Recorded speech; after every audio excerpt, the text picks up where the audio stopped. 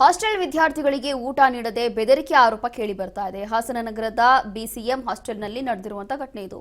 ಕಾಂಗ್ರೆಸ್ ಮುಖಂಡ ಪನವಾಸೆ ರಂಗಸ್ವಾಮಿ ತೀವ್ರವಾಗಿ ಆಕ್ರೋಶವನ್ನು ಹೊರಹಾಕ್ತಿದ್ದಾರೆ. ವಿದ್ಯಾರ್ಥಿಗಳನ್ನ ದೂರನ್ನ ನೇರವಾಗಿ ಸ್ವೀಕಾರ ಮಾಡಿರುವಂತಹ ರಂಗಸ್ವಾಮಿ ಹಾಸನ ಬಿಸಿಎಂ ಅಧಿಕಾರಿ ಕುಮಾರ್ ಜೊತೆಗೂ ಮಾತುಕತೆ ನಡೆಸಲಾಗಿದೆ. ತಾಲೂಕು ಮಟ್ಟದ ಅಧಿಕಾರಿ ಪ್ರತೀಕ್ ಭೇಟಿಯಾಗಿ ಚರ್ಚೆ ಕೂಡ ಮಾಡುತ್ತಿದ್ದಾರೆ. ವಿದ್ಯಾರ್ಥಿಗಳಿಗೆ ಮೂಲಭೂತ ಸೌಲಭ್ಯದ ಆಹಾರ ಮುಖ್ಯವಾಗಿರುತ್ತೆ, ಅದನ್ನೇ ನಿರಾಕರಿಸೋದು ಎಷ್ಟರ ಮಟ್ಟಿಗೆ ಸರಿ? ಗಂಭೀರವಾದಂತ ತಪ್ಪಿದು. ಈ ನಿರ್ಲಕ್ಷ್ಯವನ್ನ ಸಹಿಸಿಕೊಳ್ಳೋದಿಲ್ಲ ಅಂತ ಹೇಳಿ ಆಕ್ರೋಶವನ್ನ ಹೊರಹಾಕಿದ್ದಾರೆ. ಹಾಸನದಲ್ಲಿ ನಡೆದಿರುವಂತಹ ಘಟನೆ ಇದು. ಅವ್ರಿಗೆ ಬೇಕಾಗಿರುವಂತಹ ಆಹಾರ ಕೊಡದೆ ಅವ್ರಿಗೆ ಈ ರೀತಿಯಾಗಿ ಬೆದರಿಕೆ ಹಾಕಿದ್ದಾರೆ ಅನ್ನುವಂತ ಆರೋಪ. ಹಾಸನ ಅಂದ್ರೆ ಒಂದು ಒಳ್ಳೆ ಇತಿಹಾಸ ಇದೆ, ಒಂದು ಸುರಕ್ಷಿತವಾದ ಒಂದು ನಾಡು ಅನ್ನೋದು ಎಲ್ಲರಿಗೂ ಒಂದು ಈ ಮಟ್ಟಕ್ಕೆ ಪ್ರಖ್ಯಾತಿ ಆಗ್ತದೆ ಅಂತ ಹೇಳಿದಾಗ ನಮ್ಮೆಲ್ಲರಿಗೂ ಕೂಡ ತಲೆ ತಗ್ಗಿಸುವಂತ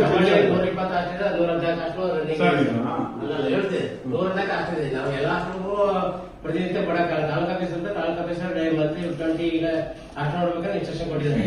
ಅವ್ರು ನಾವು ಅರೌಂಡ್ 20-30 ಅಷ್ಟು ನೋಡ್ತೀವಿ ಪರ್ ಮಂತ್. ಈಗ ಒಂದು ಕೆಲಸ ಮಾಡಿ, ಇಮಿಡಿಯೇಟ್ ಅವನಿಗೆ ನೋಟಿಸ್ ಕೊಟ್ಟು ಅವ್ನು ಫಸ್ಟ್ ಅಮಾನತು ಮಾಡಿ.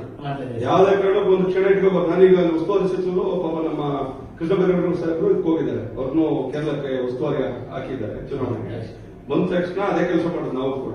ಈ ಕಳ್ಳರು ಈ ಸೋಂಬೇರಿಗಳನ್ನ ಫಸ್ಟ್ ಬಂದು ಆಚೆಗೆ ಹಾಕಿ. ಯಾಕೆಂತ ಹೇಳಿದ್ರೆ ಇದು ಜೀವನ ಜೊತೆ ಚೆಲ್ಲಾಟ ಆಡೋದು ಒಳ್ಳೇದಲ್ಲ. ಅದು ಬಡವ್ರ ಮಕ್ಕಳು. ಈಗ ನಾವು ಸರ್ಕಾರ ನಡೆಸೋದೇ ಬಡವರಿಗೆ, ದಿನದಲ್ಲಿಗೆ ಯಾರು ಮುಂದಿದ್ದಾರೆ, ಹಸುವಿನಿಂದ ಬಳಲ್ತಿದ್ದಾರೆ, ಇಂಥದಕ್ಕೆ ಸರ್ಕಾರ ನಡೆಸುವಂತದ್ದು. ಇದು ಬಿಟ್ಟುಬಿಟ್ಟು ಇಲ್ಲಿ ಶೋಕಿ ಮಾಡ್ಕೊಂಡು ಇಲ್ಲ, ಇದು ಎಲ್ಲ ಒಂದ್ ಕಡೆ ಇದು ಬಹಳ ಮುಖ್ಯತೆ ಪಡ್ಕೊತದೆ. ಒಳ್ಳೇದಲ್ಲ, ಈ ಬೆಳವಣಿಗೆ ಒಳ್ಳೇದಲ್ಲ. ಈ ಇಮಿಡಿಯೇಟ್ ಅವನಿಗೆ ಸಂಜೆ ಒಳಗಡೆ ನೋಟಿಸ್ ಕೊಡ್ಬೇಕು. ಇಲ್ಲ ಅಂತ ಹೇಳಿದ್ರೆ ಸರಿ ಕಾಣೋದಿಲ್ಲ. ಆಮೇಲೆ ಈಗ ನೀವು ಮತ್ತಷ್ಟು ಮಾಹಿತಿಯನ್ನ ಕೊಡ್ತಾರೆ ನಮ್ಮ ಪ್ರತಿನಿಧಿ ಶಿವರಾಜ್.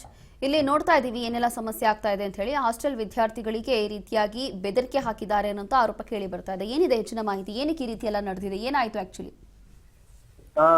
ರೋಶಿನಿ, ಅದೇ ಈ ಬಿಸಿಎಂ ಅಧಿಕಾರಿಗಳು ಹಾಗೂ ತಾಲೂಕು ಮಟ್ಟದ ಅಧಿಕಾರಿಗಳು ಈ ಏನು ಈ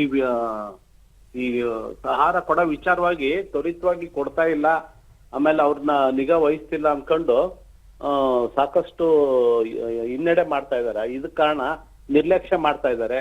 ಸೊ ಇದನ್ನೆಲ್ಲ ಸಹಿಸಕ್ಕಾಗ್ದಲೇ ವಿದ್ಯಾರ್ಥಿಗಳು ಬಿಸಿಎಂ ಹಾಸ್ಟೆಲ್ ಪ್ರತಿಭಟನೆ ಮಾಡ್ತಿದ್ದಾರೆ. ರೋಹಿಣಿ, ರೋಶಿನಿ. ಥ್ಯಾಂಕ್ ಯು ಶಿವರಾಜ್ ನಿಮ್ಮೆಲ್ಲ ಮಾಹಿತಿಗಾಗಿ.